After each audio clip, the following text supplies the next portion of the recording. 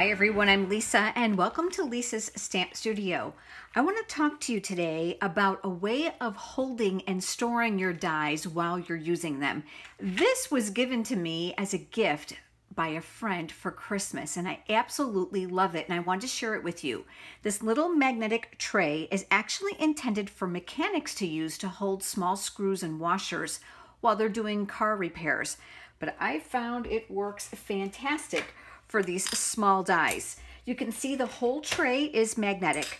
The great thing is I can get a whole bunch in here at one time. This is on Amazon for about $6. I think it's $5 and change. I love this while I'm stamping and die cutting because it keeps those loose pieces I may need to use repeatedly at my reach.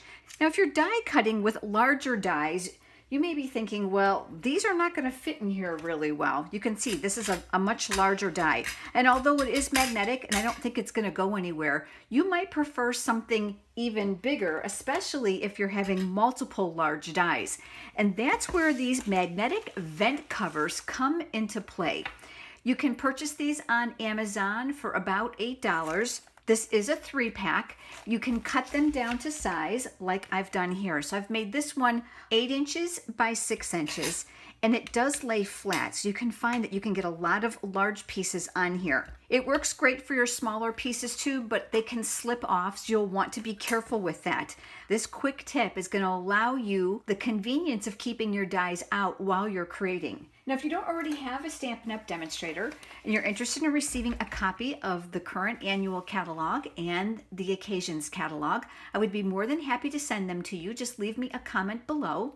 I'll also include the sale brochure. The 13 items in this brochure are absolutely free with any $50 product purchase. And if you have a large wish list, there are even items in here that are redeemable with a $100 purchase. Thanks so much for joining me today. I look forward to seeing you next time for another quick tip. Have a great day.